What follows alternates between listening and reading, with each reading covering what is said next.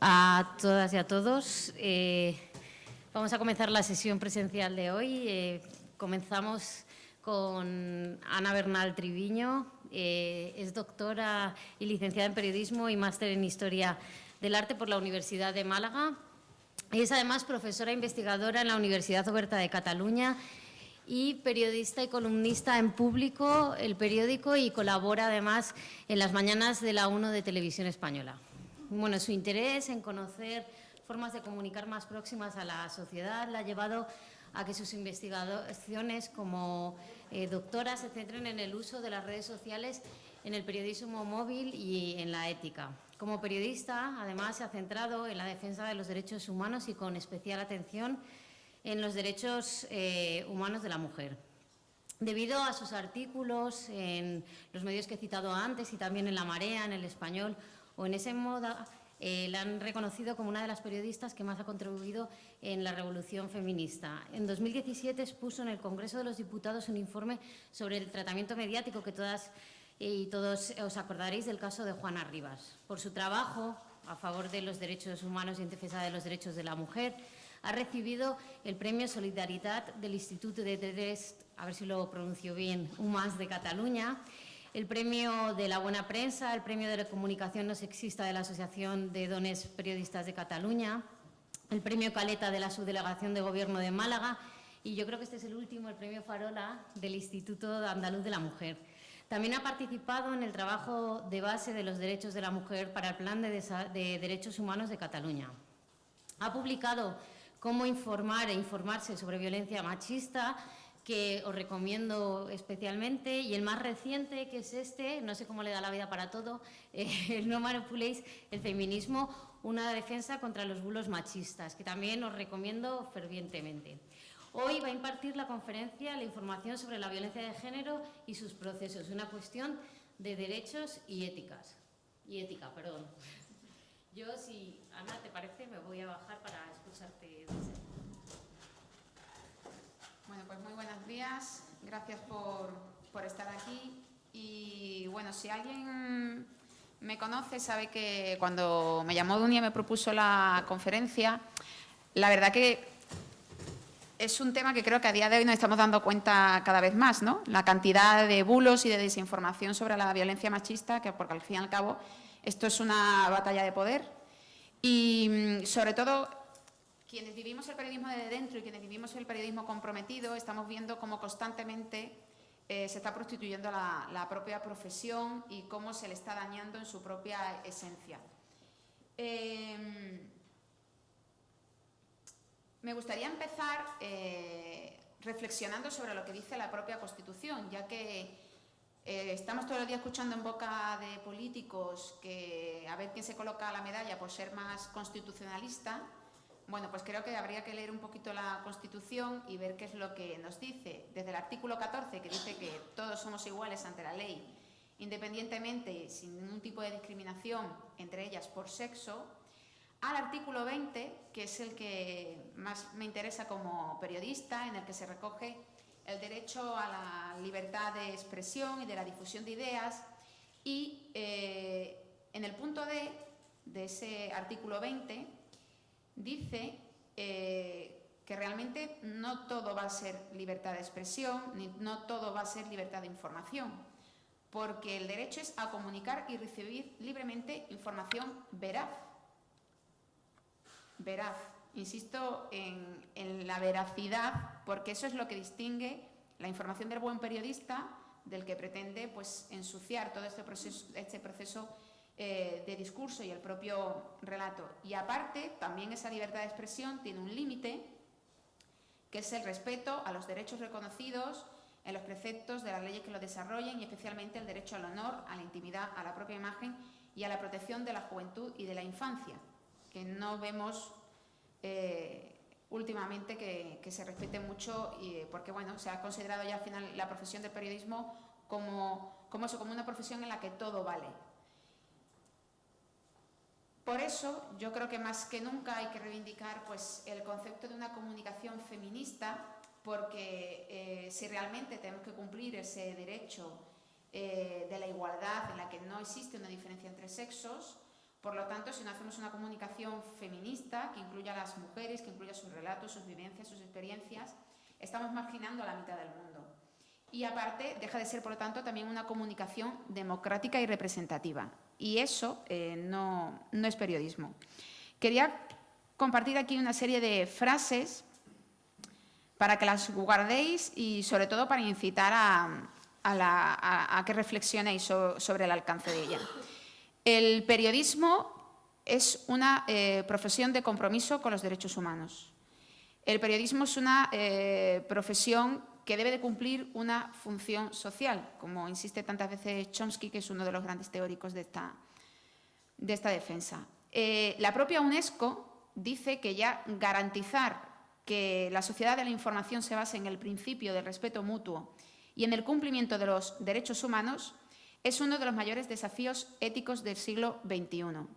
Y es así porque constantemente, ahora lo veremos con algunos ejemplos, quienes nos dedicamos a esto, cuando vemos un bulo, cuando vemos esa desinformación, tenemos que trasladar, lamentablemente no ocurre, en las redacciones de periodismo, como en la propia sociedad general española, hace falta mucha memoria histórica, pero sobre todo mucha memoria histórica feminista. Se carece de ella, no se conoce, y al no saber la historia, pues se meten meteduras de pata tras metedura de pata y errores encadenados uno tras otro. Entonces nos encontramos que constantemente hay que estar recordando a los profesionales del periodismo que lo que las feministas están defendiendo no es por capricho ni es por algo arbitrario, sino porque está fundamentado en derechos humanos, en convenios, en leyes y en normas internacionales que por lo tanto tienen un respaldo, insisto, en las propuestas que se plantean y que ese es el origen de la defensa. Por otro lado, quería reflexionar sobre esta frase de Cohen, que dice que la prensa quizás no sea eficaz en decir a la gente qué pensar, pero es asombrosamente exitosa en decirle en qué pensar. Y creo que lo vemos a diario y lo hemos visto en la última campaña electoral. Lamentablemente, los medios de comunicación compraron al completo la agenda que Vox quería poner sobre la mesa. Cuando la prensa empieza a hacerse eco y todo el mundo habla de denuncias falsas, algo que estaba prácticamente superado y que no existía debate, han conseguido implantarlo como debate. Cuando todo el mundo, se supone, que era algo transversal, no dudaba del concepto de violencia de género y ellos quieren hacer creer que la violencia de género no existe y que lo que existe solamente es violencia doméstica o intrafamiliar, han terminado consiguiendo que todo el mundo pensáramos eso. Y el peligro de eso, como dice la siguiente frase de Peters, que dice: la desinformación provoca la reducción del apoyo social a las víctimas. Estas dos ideas las he puesto juntas porque una lleva a la otra. Precisamente ese es el riesgo al decirnos sobre qué tenemos que pensar y al comprarle esa agenda política y transformarla en una agenda mediática.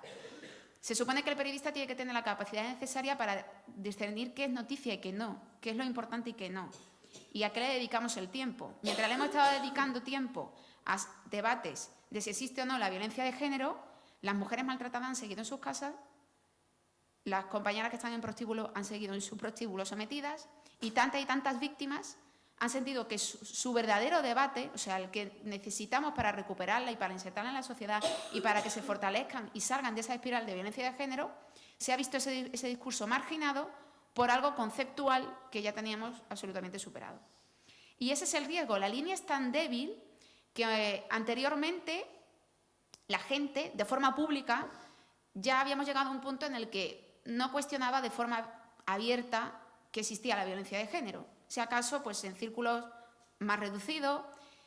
Las feministas sí hemos visto, y quienes nos hemos dedicado a esta especialización, que obviamente ese germen estaba, y yo me acuerdo años 2016, 2017, en las redes sociales, cuando el machismo vio que el feminismo tenía un discurso y una fortaleza dentro de esas redes sociales, empezó a ocupar ese espacio. Y bueno, ya veíamos con la virulencia con la que nos respondían a las feministas, que no sé, ya he perdido la cuenta de cantidad. Empecé por 200, ya llevaré 1000 personas bloqueadas o algo así, porque la respuesta cada vez ha sido más agresiva. Claro, ha sido más agresiva porque han ido encontrando que además políticamente ese discurso se ha legitimado, tan legitimado como que ha llegado al Congreso de los Diputados. Y entonces, al final, esa otra persona que, bueno, asumía, vale, sí, existe la violencia de género, pero no lo voy a cuestionar, si lo dice el resto de la sociedad, lo asumo, es así. En el momento que salen esas voces que empiezan a cuestionarlo, esa persona que estaba en una línea media empieza ya a dudar y se empieza a traspasar esa línea roja. Y al final termina convencida, porque al final el proceso del bulo informativamente y de la desinformación, la mentira tiene un ciclo mucho más rápido que el de la verdad. Lamentablemente es así. E incluso aunque después hagamos el proceso de verificación y digamos, no, te estás equivocando, esa verificación no tiene el alcance que ha tenido ya esa mentira.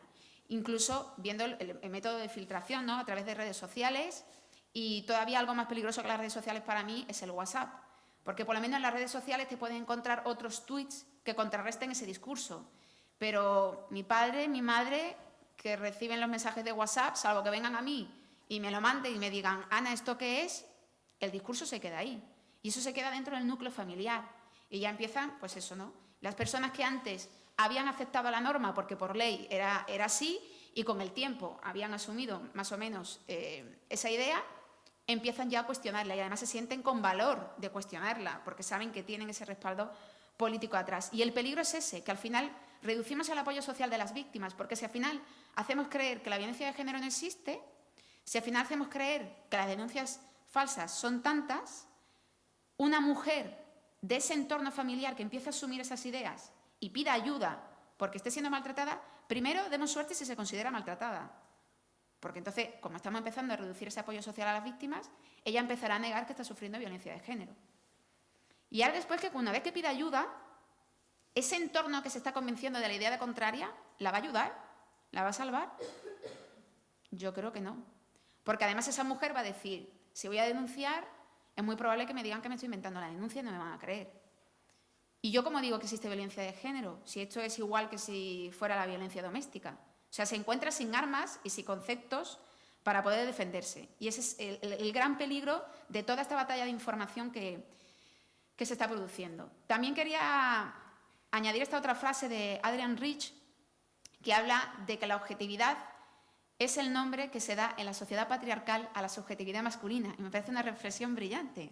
Porque claro, durante años en las facultades de periodismo nos han hablado de la objetividad, que además yo soy muy crítica, creo que la objetividad no existe, lo que existe siempre una mirada, y esa mirada es subjetiva.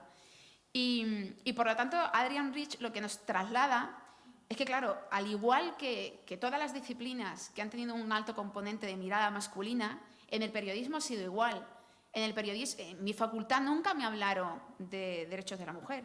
Teníamos clase de derecho, pero en ningún momento profundizábamos sobre ello, ni nos transmitían nada sobre ello. De la misma manera que, como yo digo, cuando hablábamos de filosofía, a mí no me hablaban de Simone de Beauvoir.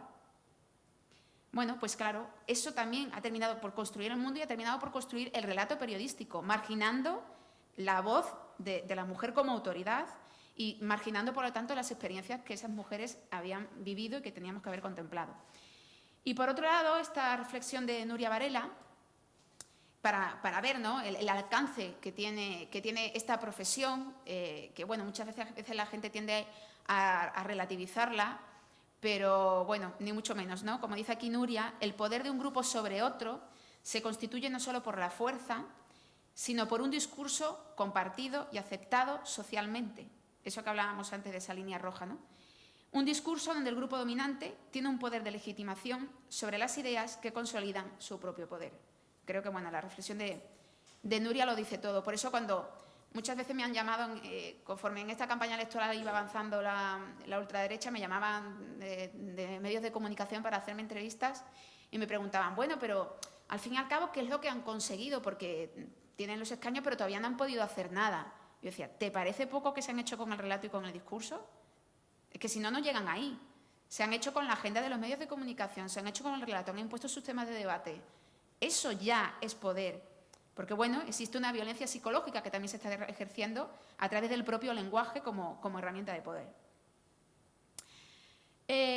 Muchas veces cuando hablamos de feminismo, a mí siempre me gusta insistir en que hablamos de feminismo no como, bueno, como muchas veces me encuentro, ¿no?, en los medios de comunicación, es que vosotras las mujeres, bueno, no es que las mujeres, es que estamos defendiendo una cuestión en el marco de derechos humanos y en eso hay que insistir. La propia CEDAW, que sabéis que es la Convención de Eliminación de toda la forma de discriminación de la mujer, lo reconoce en su propio artículo 3. Hace ese contexto de defensa del goce de los derechos humanos por parte de las mujeres. Y, por lo tanto, si perdemos ese foco, es decir, si tratamos la información de violencia de género marginando que se trata de un asunto de derechos humanos, vamos a estar cayendo continuamente en errores y aislando el contexto, que al fin y al cabo es lo que termina por dar forma a la propia violencia machista. Si no entendemos ese contexto y qué es lo que sustenta esa forma de violencia, no vamos a estar informando correctamente. Y diferentes normas, convenios internacionales, códigos deontológicos, ahora lo veremos en nuestra propia ley, encomiendan a los medios de comunicación dos asuntos claves. Uno es sensibilizar y otro es prevenir. Si no cumplimos ninguno de los dos, mal vamos. Porque además los medios de comunicación tienen el gran poder de generar opinión pública. Y volvemos otra vez a lo anterior. Cuando se avanzan discursos reaccionarios, se debe porque hay una parte de medios de comunicación que están apoyando ese discurso, que lo están blanqueando, esa forma de violencia y que además, bueno, lo están tolerando. Y cuando muchas veces ponemos, entre comillas, frases que, bueno, vale, las utilizan de forma polémica para generar visitas en medios de comunicación y generar, bueno, pues audiencia en muchas tertulias, al final lo único que estamos haciendo es blanqueando esa realidad. Porque cuando muchas veces incluimos esas declaraciones entrecomilladas, lo que deberíamos de hacer no es un titular declarativo, debería ser un titular interpretativo, donde dijéramos claramente, están mintiendo, o donde dijéramos claramente, esta propuesta constituye una vulneración de los derechos de la mujer. Porque si no, la gente se va a dejar llevar, pues por eso, ¿no?, por las propias dinámicas de la desinformación. Y al final lo que vamos a conseguir es que esa función social que tienen que tener los medios de comunicación de sensibilizar y de prevenir no se consiga. Y esto es un poco, la propia ley de violencia de género tenía un apartado maravilloso sobre prevención a través de la educación, y los medios de comunicación entretienen, pero también tienen una labor educativa, porque construyen la realidad de la sociedad, donde la persona no puede estar, los ojos del periodista son los que tienen que ver. Pero claro, si al final terminan por ver una realidad que para él ya está preconcebida, volvemos a estar en esta espiral de la mentira.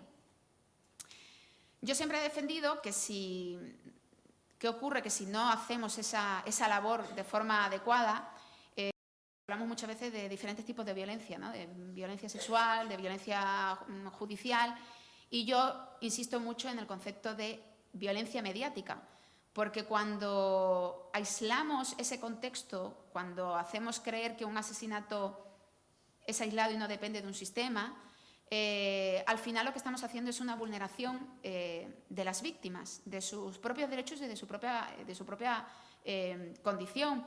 Y lamentablemente yo creo que la víctima de violencia machista es una de las víctimas más marginadas en nuestra sociedad, porque bueno, hay víctimas de primera y víctimas de segunda. Hay víctimas de primera de atentados terroristas a las que se les ha ofrecido otro trato, y las víctimas de violencia machista ahora estamos destacándolas un poco en los medios de comunicación, pero ¿cuántas veces ha ido en un breve un asesinato? Y sin embargo, pues por otras víctimas pues se hacen funerales de Estado, ¿no?, y se ha solicitado pues declaraciones institucionales. Ahora la cosa a partir del 8M ya ha empezado un poco a cambiar, pero bueno, seguimos en esa dinámica en que son como muertes de segunda. ¿Por qué? Porque se intenta trasladar esa idea de que son muertes que no son un asunto político, sino que quedan en el espacio privado. Y ese es el gran error. Estos son muertes políticas también, porque es el propio Estado el que no está preveniendo los mecanismos, entre uno de ellos el de la educación y una mayor exigencia a los medios de comunicación, para que la gente tome conciencia de que esto no se puede dar y de que tiene que existir otra manera de relación entre hombres y las mujeres. Y hasta que ese germen no se consolide, podemos implantar todas las medidas, incluso las más reaccionarias, en el sistema judicial. Podemos incluso implantar la perpetua revisable, la permanente revisable, que las cárceles seguirán llenas de asesinos machistas, pero cuando salgan seguirán asesinando. Porque al final no estamos haciendo un proceso educativo para que las nuevas generaciones no crezcan con esas ideas. Y bueno, esa sería la única manera de cortar, ¿no? Como si tenemos que poner un cortafuegos, pues sería el único que podríamos implantar. Pero eso es una medida política a tomar. Y por eso esos asesinatos tienen detrás un trasfondo político que en los medios de comunicación no se detectan. Y bueno, quiero incluir este trozo que creo que resume bastante cuando he hablado en el titular de la ponencia, ¿no? Que hablo de los procesos. Creo que lamentablemente a veces cuando visito redacciones me encuentro compañeros y compañeras que están absolutamente convencidos de que, y muy alterados con el feminismo. Y bueno, sé que esa posición va a costar mucho cambiarla, ¿no? Porque han crecido con esa idea machista y es muy difícil cambiarla. En otros casos me doy cuenta que es naturaleza del profundo desconocimiento. Y entonces hay que trasladarle insistentemente la idea de que esto no va de dañar al movimiento feminista, ¿no? Que en gran parte la ultraderecha es el gran discurso que tiene, ¿no? Quiere ir destruyendo de la manera que pueda el propio movimiento. Al fin y al cabo, las feministas, como yo digo, siempre insisto, nos va a dar igual porque ya tenemos mucho callo, mucha espalda y sabemos a lo que nos estamos enfrentando. El problema es la víctima. La víctima no pertenece al movimiento feminista. Entonces, la víctima se va a encontrar rodeada de una situación de violencia que además desconoce el propio contexto y aparte está desconociendo psicológicamente qué es lo que se está produciendo en su interior. No tiene las herramientas. Y entonces la labor del buen periodista es conocer cuáles son los procesos psicológicos a los que esa mujer se ve sometida para no caer en una vulneración de sus propios derechos y no cuestionarla y no revictimizarla en la información en la que hagamos. Eso fue lo que ocurrió en el caso Juana Rivas, que hice, como había recordado Dunia, esa exposición en el Congreso de los Diputados, leyendo un informe, ¿no?, sobre los titulares en los que se dañaba la dignidad de Juana, en las que además se blanqueaba al maltratador. Por ejemplo, recuerdo en el programa de Espejo Público de Susana Griso, ese día puse una transmisión que hubo en directo donde una redactora decía, bueno, pues aquí hay un grupo de hombres que se manifiestan a favor de Francesco Arcuri y detrás llevaban las pancartas de Stop Feminazis. Claro, estás viendo, o sea, ya no solamente que estás defendiendo a Francesco Arcuri, es que estás viendo qué grupo de personas es. Claro, tenemos que dar ese contexto y tenemos también que ver cuáles son nuestras fuentes, porque entonces vamos a seguir alimentando esta espiral de violencia. Entonces quiero que escuchéis este resumen que yo hago al final de la defensa que hice sobre el tratamiento de la información de Juana Rivas, porque bueno, es un poco, recopila un poco los procesos psicológicos de la mujer por los que pasa. Basta de dañar la dignidad de las víctimas, basta de decir que mueren, basta de mitos románticos, basta de ridiculizar a las maltratadas y agredidas, basta de sospechar de su palabra o silencio, basta de preguntar por qué no denuncia y responsabilizar a ella, basta de ensuciar su memoria si son asesinadas o su autoestima si siguen vivas. Leed sobre el patriarcado, sobre la espiral del maltrato, sobre la luz de gas, sobre los mandatos de género, sobre la violencia ambiental, psicológica e institucional, sobre la indefensión aprendida, sobre la disonancia cognitiva y el autoengaño, sobre las dependencias que crean los maltratadores, sobre sus perdones vacíos, sobre cómo machacan y anulan la autoestima, sobre cómo aíslan, sobre el miedo y el temor, sobre la vergüenza que sienten las víctimas, sobre los traumas del acoso sexual o el estrés postraumático. En definitiva, sobre la lucha que estas mujeres, ya no solo diaria, sino minuto a minuto y segundo tras segundo, tienen que hacer cuando su memoria llega una frase o imagen que le recuerda a lo peor de él. El machismo vive y se fortalece porque se alimenta desde los medios. ¿Queréis acabar con los asesinatos y con el maltrato? Tenéis que asumir la responsabilidad, sin ambigüedades. De lo contrario, no seréis informadores, sino desinformadores que ejercéis una violencia mediática. Y eso os hace cómplices. Muy bien. Gracias. Bueno, creo que ahí, aparte de irritarme demasiado, pero porque vivo mucho mi profesión, hice un resumen de lo que día a día me encontraba en los medios de comunicación. Y era como decir, basta ya, era una apelación a que tenéis que formaros de forma urgente, Porque esto, o sea, lo que hacéis con las víctimas de violencia machista no lo hacéis con las víctimas de terrorismo. Jamás a nadie se le había ocurrido hacerlo con una víctima de ETA. Jamás. O con una víctima, por ejemplo, de un atentado del Daesh. Nadie. Sin embargo, a las víctimas de violencia machista se les cuestiona todo, cada paso que dan, cada reacción que dan, y se les cuestiona a ellas y no se cuestionan a ellos. Con lo tanto, estamos haciendo un blanqueamiento continuo de la violencia y de la agresión. Y no solamente en el momento en que esa mujer está sometida a la violencia dentro de la relación, sino qué pasa con las víctimas de violencia sexual que, por ejemplo, no están amparadas por la Ley de Violencia de Género actual. Todavía ha sido peor, porque, bueno, en este caso decían, bueno, es que es la pareja de... Pero las víctimas de violaciones, bueno, lo que se ha dicho de ellas, que se incitaban a la violación, que se la han calentado, o sea, barbaridades auténticas. Y después nos encontramos no solamente en el proceso en el que ha ocurrido la agresión, sino qué ocurre después. O sea, años después se sigue hablando de las víctimas igual, mujeres que están en proceso de recuperación, intentando superar el trauma, y se les hace revivir constantemente ese otro juicio paralelo en los medios. Y eso es la violencia mediática que denunciaba y que es intolerable. ¿Hay solución? Sí, claro. Por un lado, formando a periodistas, como decía, pero por otro lado, una formación de la propia ciudadanía. Y lamentablemente, igual que antes decía que hace falta memoria histórica feminista, hace falta profundizar en la propia alfabetización mediática. No somos marionetas, tenemos que tener un espíritu crítico ante los medios de comunicación, saber qué fuentes son válidas, saber qué periodistas son una autoridad y cuáles no, saber identificar cuáles son las fuentes oficiales. Por favor, que cuando nos dan una información en la que se están inventando datos estadísticos, tenemos que mirar a ver esta fuente, ¿cuál es? Fiscalía, el Consejo General del Poder Judicial. Ah, no, es que no cita a nadie. Entonces, ¿para qué compartes la noticia con alguien si ni siquiera dan fuentes de referencia?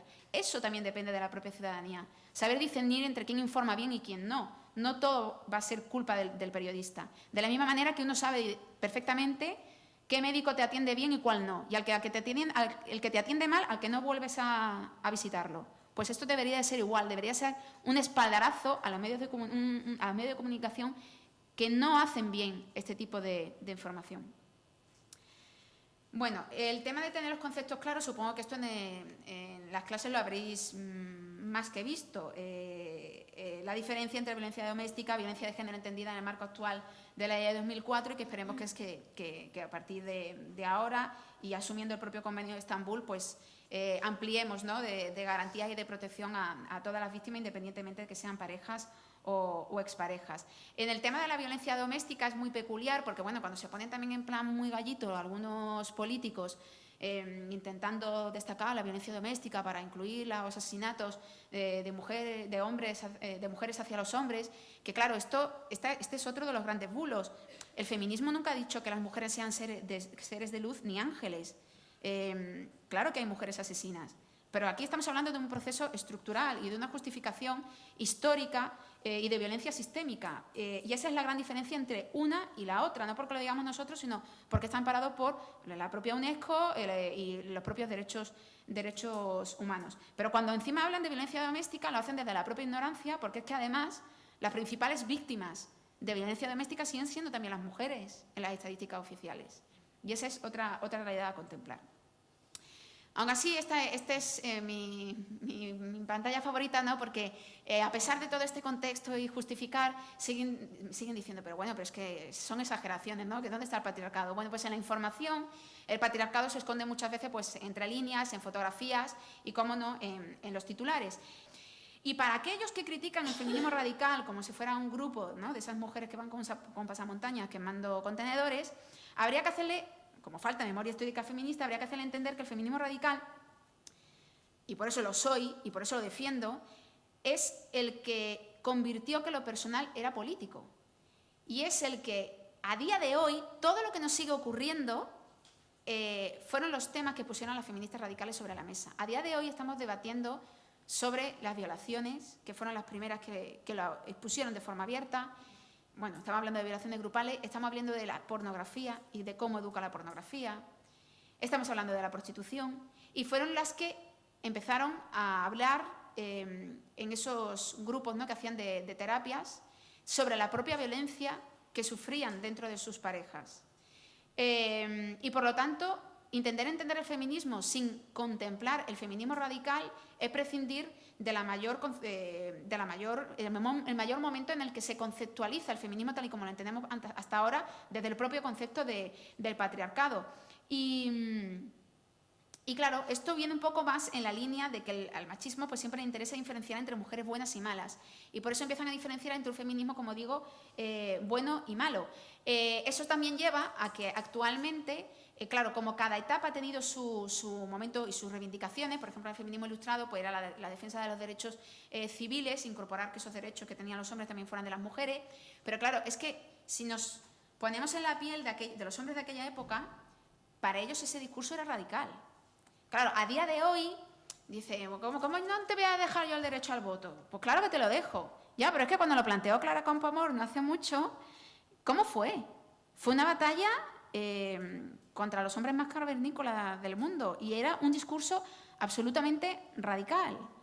Claro, en cada época la demanda feminista la consideran radical, la consideran extremista porque supone un cambio de visión de la realidad del mundo. Por eso las reivindicaciones que a día de hoy hacemos las consideran extremas. Claro, no te voy a quitar el derecho al voto, pero ¿cómo se te ocurre pedir el convenio de Estambul? Es que estás pidiendo demasiado. Entonces, eso es lo que continuamente nos estamos encontrando en las tertulias, ese interés por separar entre mujeres buenas y malas, porque claro, tenemos después un feminismo liberal, que bueno, es como es el feminismo de las cuotas, y que ese feminismo es agradable, ¿no? Y además queda bien, porque empresarialmente queda bien situar a mujeres en puestos representativos y que se las visibilice. Pero claro que el feminismo no es solo eso. El feminismo no es solamente ocupar puestos de representación. El feminismo es intentar salvar a las víctimas de violencia machista. Que ahí hay una dura batalla que emprender y no se soluciona solo con esos puestos de visibilización y sobre todo marginando a las mujeres que están en mayor situación de vulnerabilidad, que se marginan totalmente de ese discurso. Después está muy buena también, que es el supremacismo feminista. También lo podéis encontrar en muchos medios de comunicación porque a su vez lo recogen de políticos conservadores. Para ver sobre el supremacismo quería tirar de un informe del Instituto Español de Informes Estratégicos que dice que tras la victoria de Barack Obama, en un proceso también de recesión económica, empezaron a aumentar los grupos de extrema derecha en Estados Unidos, con un discurso político centrado en la inmigración y en la baja natalidad por parte de las mujeres blancas. ¿Alguien recuerda la campaña de Casado hace 2 campañas electorales? Porque fue calcada. Fue ir con el discurso contra la inmigración, no entramos todos aquí, y después fue empezar ya a cuestionar el que tenemos poca natalidad porque las mujeres no son madres. Fue el mismo discurso. No tenemos mucho de original por aquí. Pero es que este tipo de corrientes ideológicas todas se manejan con las mismas estrategias. En este aumento de la ultraderecha, obviamente, ya decía Simone de Beauvoir que siempre hace falta cómplice entre los propios oprimidos. Y como no, pues hay muchas voluntarias. Y en Estados Unidos hay una mujer que se llama Lana Lockteff, del miembro All Right, que también es un grupo de extrema derecha en Estados Unidos, de donde viene toda esta corriente supremacista, y sostiene, por ejemplo, ideas como que las mujeres realmente solo queremos 3 cosas: ser bellas, atraer a un hombre exitoso que nos proteja y tener una familia. No se dista mucho de un vídeo que, si queréis podéis verlo, que Vox hizo durante la campaña electoral criticando el feminismo terrorista de izquierdas español. Yo os aconsejo verlo, que no dista mucho de esto. Este supremacismo se ha articulado en una figura que, lamentablemente, en comparación con otros ataques terroristas, esto como se hacen hacia mujeres no tiene la misma repercusión o incluso se buscan soluciones rápidas. Este supremacismo tiene una representación en la figura de los incel, que es los célibes involuntarios. Son jóvenes amargados de la vida, machistas profundos, que en vez de resolver y de hacer un proceso de autocrítica y de intentar cambiar, pues entonces odian tanto a las mujeres que consideran que incluso el Estado tiene que proporcionar una herramienta de asistencia sexual para cubrir sus necesidades, porque si no, no pueden vivir. Lamentablemente todo esto podría ser algo irónico si no fuera porque cometen atentados, como ocurrió en Toronto en el año 2018 con 10 muertos y 15 heridos. ¿Y qué ocurrió? El New York Times hizo un artículo en contra de los incel, de su discurso no solamente supremacista, sino también obviamente misógino, en contra de los derechos de las mujeres, y propiciando que por favor el Estado iniciara, pues no sé, campañas educativas o de sensibilización para que esto no vuelva a producirse. No, al New York Times solamente se le ocurre firmar un artículo de opinión en el que diga que una de las soluciones es buscar robots o prostitutas para contentar a estos jóvenes.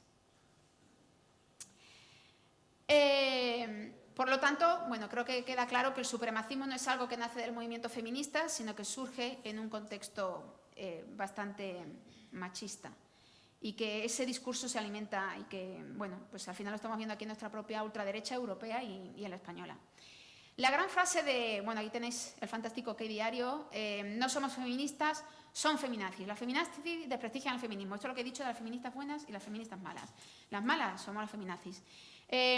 Claro, esto también a mí me irrita. Sé que en esto puede haber un amplio debate. Yo soy de la opinión de que yo no rechazo completamente apropiarse del lenguaje del machismo para utilizarlo nosotras. Sé que eso lo hacen otros colectivos, pero bueno, somos la mitad del mundo y yo no creo que tengamos que hacerle el juego a los machistas con su lenguaje y apropiarnos de esto. No me voy a llamar nunca feminazi porque no tengo nada de ello. Y no voy a blanquear tampoco su discurso. ¿De dónde surge el término feminazi? El término feminazi revive en las redes sociales. Sería muy curioso. Bueno, en el libro hay una gráfica de las redes sociales como a partir del año 2017, o sea, el concepto de feminacia prácticamente había desaparecido, y a partir de 2017, que os digo que empezamos a detectar que el machismo está entrando con fuerza en las redes sociales, empieza a despuntar, pero bueno, con un pico altísimo, el concepto de feminazi. Nace de los años 90 de un locutor estadounidense que está en contra del derecho al aborto, que lo califica como un holocausto moderno. Esto no solamente lo dice este señor. Aquí nuestros obispos y demás, y curia eclesiástica, tenemos titulares muy parecidos, lamentablemente. Cuando ocurrió el Tren de la Libertad en la reforma de Gallardón, fue un filón de titulares parecidos por parte de la curia eclesiástica. Entonces, con esa idea de que el aborto es un holocausto moderno, tal vez habría que contrarrestar ese bulo cuando se publica y volver a insistir que el aborto es un derecho humano, que lo reconoce la propia ONU, y que existe el derecho humano a poder abortar en condiciones de seguridad. Porque de lo contrario, lo que estamos sometiendo es arriesgando la salud de esas propias mujeres que ante el miedo que tienen muchas veces incluso a manifestar a su propio entorno. No sé si habéis conocido el último caso que se ha descubierto de la chica menor en Barcelona, que al final, bueno, terminó asesinando al bebé. ¿Pero por qué? Porque no podía abortar siendo una menor y lo tenía que aplicar a su ámbito, lo tenía que comunicar a sus padres. Y ante ese temor muchas veces en el que te encuentras y que no tienes solución, vas a recurrir a cualquier cosa. Y como lo pone ahí, ¿no? A introducir agujas de tejer, introducir vídeos rotos, introducir Coca-Cola, es decir, remedios caseros. O aquí, por ejemplo, nosotros en el periódico de Cataluña sacamos mañana un texto y aparte un artículo de opinión que escribo yo, sobre cómo las jóvenes a día de hoy, estas jóvenes que por ley no pueden abortar, están recurriendo a Internet a comprar píldoras que además no están respaldadas por ningún facultativo médico, que además no tienen ningún tipo de asistencia médica, y están poniendo en peligro a estas jóvenes pues en sus cuartos de baño a que se tomen estas píldoras que vete tú a saber lo que son y que les provoque el aborto con todo el riesgo que conlleva, y además pues hacer abortos clandestinos en la España del siglo XXI. Es que es una situación realmente intolerable y que creo que el Estado no puede favorecer de ninguna manera. Pero claro, muchas veces se traslada la idea de que, bueno, que sí, que el aborto es porque son unas mujeres inmaduras, porque han sido unas locas. Bueno, el aborto es un derecho humano y el aborto termina provocando, como detalle ahí, 47.000 muertes de mujeres en todo el mundo por complicaciones médicas o por las condiciones de riesgo bajo el que las hacen. Por lo tanto, es un tema en el que no cabe ningún punto de frivolización, pero es que encima no solamente frivolizan con el aborto, obviando que es un proceso traumático. Ninguna mujer va a abortar y después hace una fiesta, para nada. O sea, lo hacen después de un proceso muy consciente, muy informadas, sabiendo a lo que se están enfrentando, y no es un episodio feliz en la vida de las mujeres que abortan. Nadie te lo va a decir así. Pero encima de que es un proceso traumático, en lugar de apoyar a esa mujer, no se le ocurre en otra cosa que además incluirlo en un contexto de que estás convirtiéndote en una nazi si abortas. Cuando realmente en la Alemania nazi fue el aborto un instrumento de control racial en esa limpieza étnica que se estaba produciendo, pues ya empezaba desde el propio proceso de aborto, y cómo se implantaron incluso programas específicos que tenían como misión garantizar la raza aria y cómo, por ejemplo, se aportaban ayudas a maternidad, pero solo a mujeres arias. Sin embargo, a mujeres judías que entraban en los campos de concentración directamente se le aplicaban experimentos o se les obligaba a abortar. Y, por ejemplo, había campos de concentración específicos solo para mujeres, donde se cometieron crímenes de forma específica, crímenes de género, en particular, como esos abortos forzados, procesos de esterilización, prostitución forzada y violaciones. Y para que profundicemos un poco más en todo lo que se está blanqueando y normalizando con ese discurso de feminazi, hay aquí 3 testimonios de mujeres que estuvieron en esos campos de concentración y dice, se salvaron muy pocas, los bebés nacidos eran automáticamente exterminados, ahogados en cubos de agua o los tiraban contra un muro o los descoyuntaban. Ellas agonizaban en las malas condiciones higiénicas del parto o se volvían locas al presenciar los asesinatos de sus propios hijos.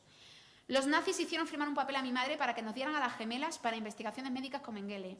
Mi hermana murió por esos experimentos a las 6 semanas. Siempre llevaré conmigo las cicatrices y problemas de salud. Nos intentaron cambiar los ojos. O les abrían en canal y les quemaban los ovarios con rayos X o se los extirpaban sin anestesia, con plena conciencia, hasta ver hasta qué punto aguantaban el dolor. Vi a niñas de 8 y 9 años que salían gritando de los barracones médicos empapadas en sangre y en sudor, deambulando sin sentido por las calles y gritando a causa del dolor porque le habían extirpado los ovarios. Eso era el drama que se vivía dentro de los campos de concentración. Y estos tipos se permiten el honor de llamarnos feminazis. Es que es tremendo y por eso me irrita que haya compañeras que digan yo soy feminazi. No, no lo somos. Esto era el nazismo. Los abortos, la esterilización, los experimentos de mujeres, los crímenes específicos de género. Por lo tanto, no tememos como algo irónico o divertido el concepto feminazi, porque detrás existe una historia que se está relativizando y es un horror. Es una de las mayores tragedias que hemos vivido. En cuanto a los mitos de la ley de la violencia de género, hay muchísimos. Ya sabéis que la obsesión, por lo tanto, es intentar desprestigiar al movimiento feminista, desprestigiar todas las iniciativas que hagan y a la misma vez, como insistía, retirar el apoyo a las mujeres que son víctimas. ¿Cómo se hace más daño? Vamos a ir directamente a las leyes. Y así es como actúa el machismo. Y entonces empiezan a difundir mitos y bulos, como por ejemplo, que la ley de violencia de género no funciona porque sigue habiendo mujeres asesinadas. Eso es tan absurdo como decir que entonces, pues como sigue habiendo accidentes, no funciona la ley de tráfico y seguridad vial, podemos quitar todas las normas de tráfico porque al fin y al cabo no sirve de nada. O por ejemplo, que no funciona la legislación española sobre droga porque se siguen consumiendo sustancias. O que el Código Penal no funciona porque sigue habiendo delitos. Sería tan absurdo como decir eso. Sin embargo, bueno, esto se suelta en las tertulias y, oye, termina convenciendo a la mitad de la gente del plató. Y la realidad no es esa. La realidad es que, a partir de la implantación de la ley de violencia de género, de una media de 72 mujeres, 75, la media se ha situado ahora en 50. Pero claro, si vamos a seguir alimentando el lenguaje, el discurso machista, es probable que ese número de mujeres aumente. Y si además la ley de violencia de género, lamentablemente, no ha tenido la aportación económica que en principio debería haber tenido y durante la crisis económica fue una de las leyes que menor dotación económica tuvo, eso es lo que provoca que no se hayan iniciado las campañas de sensibilización y de educación que estaban previstas en la ley. Y por lo tanto eso también nos impide reducir el número de mujeres que han sido asesinadas. Por lo tanto, sí a la ley de violencia de género porque está ya reduciendo el número de víctimas, pero mayor dotación económica a esa ley en lugar de ir en contra de ella, para poder seguir reduciendo el número de víctimas. También, por ejemplo, que se crean juzgados de mujeres para discriminar a los hombres. Pues mira, no. Hay juzgados de violencia terrorista, hay juzgados de vigilancia penitenciaria de menores, hay tribunales militares y nadie dice absolutamente nada.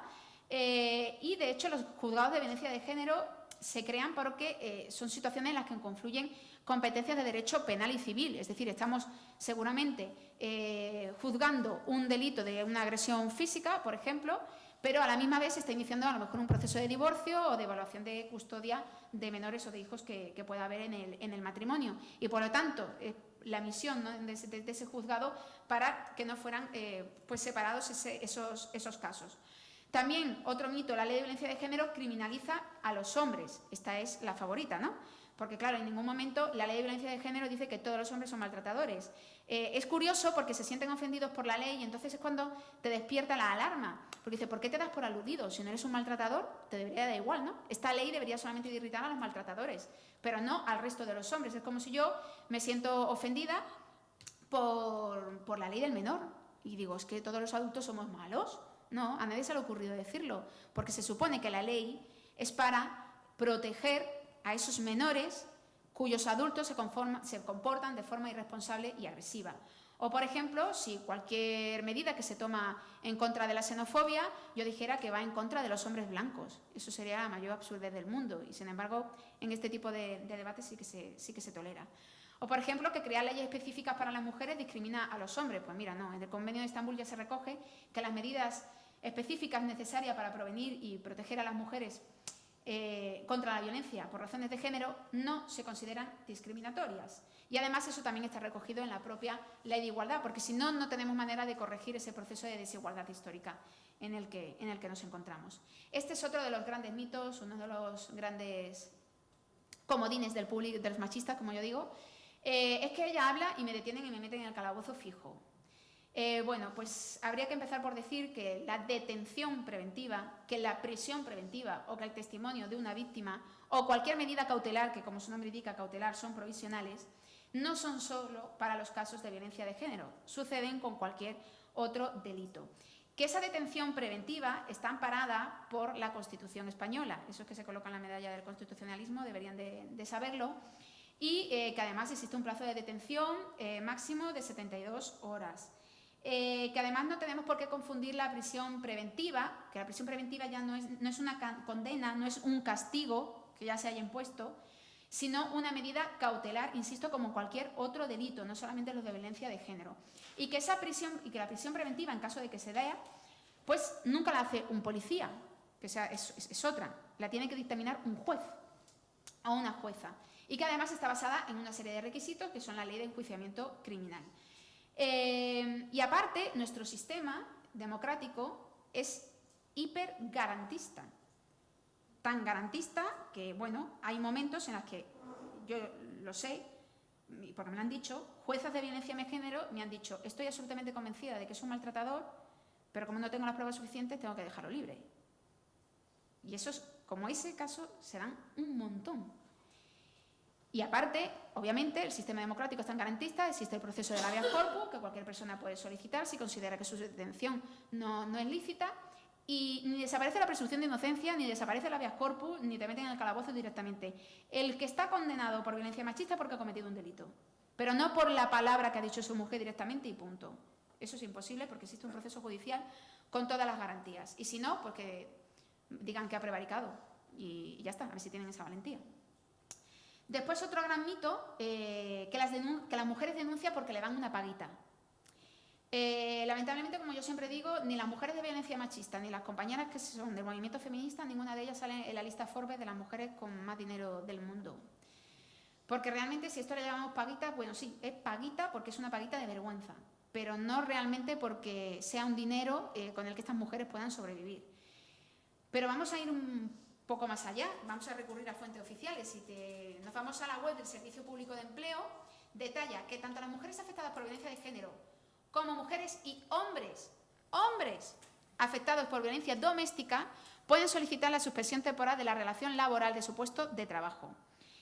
Es decir, que ante un caso de violencia no solo las mujeres pueden pedir dejar de trabajar, el hombre que es maltratado por su pareja también puede solicitarlo. Y después, la Ley de Violencia de Género de 2004 contempla que las mujeres maltratadas puedan solicitar una ayuda. ¿Todas las mujeres? No. Solo las que no tengan ingresos superiores al 75% del salario mínimo. Y es un pago único siempre que se demuestre que debido a su edad, a la falta de preparación general o especializada y circunstancias sociales, es cuando la víctima tendrá especiales dificultades para obtener un empleo y se le concede la ayuda.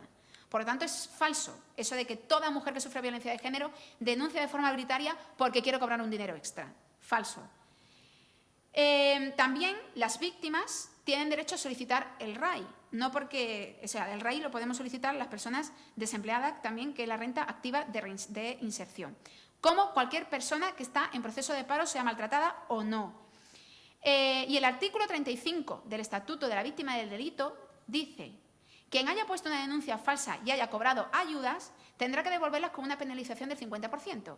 Es decir, que también esa idea de que las mujeres cobran una paguita como tal, si la han recibido es porque le corresponde.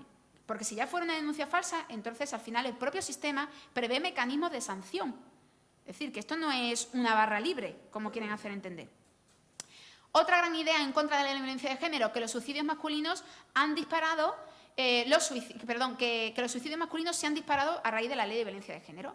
Y esto es muy fácil comprobarlo. Hay una estadística sobre suicidios, según el Instituto Nacional de Estadística, y entonces lo que se hace cuando te llega esta magnífica declaración es que dice, bueno, voy a ver a partir del 2004 si ha habido un aumento de los suicidios con respecto a los años anteriores, desde que se aprobó la ley. Bueno, pues antes de la ley, desde 1998 hasta 2003, la cifra de hombres suicidados iba entre 2.430 y 2.650. En 2003 fueron 2.650 casos. En 2004, un año después de la ley, los asesinados fueron 2.651. Uno más. No creo yo que eso vaya en relación con la llegada de la ley. Pero es que después, en 2007 o 2010, incluso se registran cifras más bajas, como 2.435 casos. Además, se produce un aumento de suicidios, que ese es los picos que veis ahí, durante la etapa de la crisis económica. Y eso no solamente ese pico, no solamente se produce en España, que sino se produce, por ejemplo, en Estados Unidos también se refleja el mismo pico y, bueno, pues obviamente sociólogos, psicólogos, pues lo vinculan pues al propio drama y a los propios traumas que tuvieron que enfrentar determinadas personas pues viéndose en ese proceso de desigualdad, y ocurrió, como digo, en Estados Unidos, en el Reino Unido. Otro de los grandes bulos del machismo, que además, yo como soy de Andalucía, soy de Málaga y esto lo he vivido especialmente cerca, antes de que Vox haya llegado como socio al Parlamento andaluz, precisamente su portavoz, el ex juez Serrano, es uno de los principales baluartes defensores de la teoría del SAP, del síndrome de la alienación parental. Bueno, pues este síndrome de la alienación parental, a pesar de que el propio Consejo Poder Judicial y diferentes asociaciones médicas en España y la Organización Mundial de la Salud ha mostrado ya, ¿no?, su rechazo porque no es una teoría científica, habría que profundizar un poco más en quién fue el creador de esta teoría, que es Richard Gardner. Y entonces la Leader Council que se dedica a proteger a los menores advierte sobre la teoría de Gardner y los peligros que conlleva, porque sus observaciones son clínicas, pero no son científicas. Quienes nos dedicamos al método científico sabemos perfectamente el proceso. Uno de los grandes errores que hace Gardner para validar su teoría es citarse a sí mismo 14 veces en el documento, con lo cual la teoría no es que esté muy contrastada. Ya ve, a mí me da hasta vergüenza citarme una vez en mis papers, pues imaginaros el ego inconmensurable que tiene alguien que se cite 16 veces.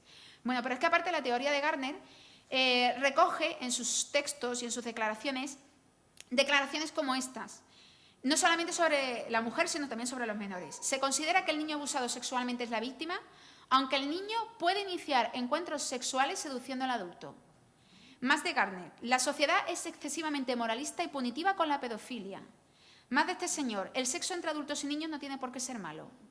O más de este señor, las mujeres durante la violación pueden obtener placer al ser golpeadas y atadas, y es el precio que están dispuestas a pagar para obtener esperma como gratificación. Vale, pues esto, que es un escándalo de declaraciones y que de ciencia no tiene nada, es lo que muchos jueces a día de hoy siguen aplicando en los procesos de custodia, haciendo entender que las madres limpian y le lavan el cerebro a sus hijos y, por lo tanto, dando procesos de custodia o permisos de visitas a padres que, además, pueden tener hasta condenas por violencia, y se les permite seguir viviendo a esos menores.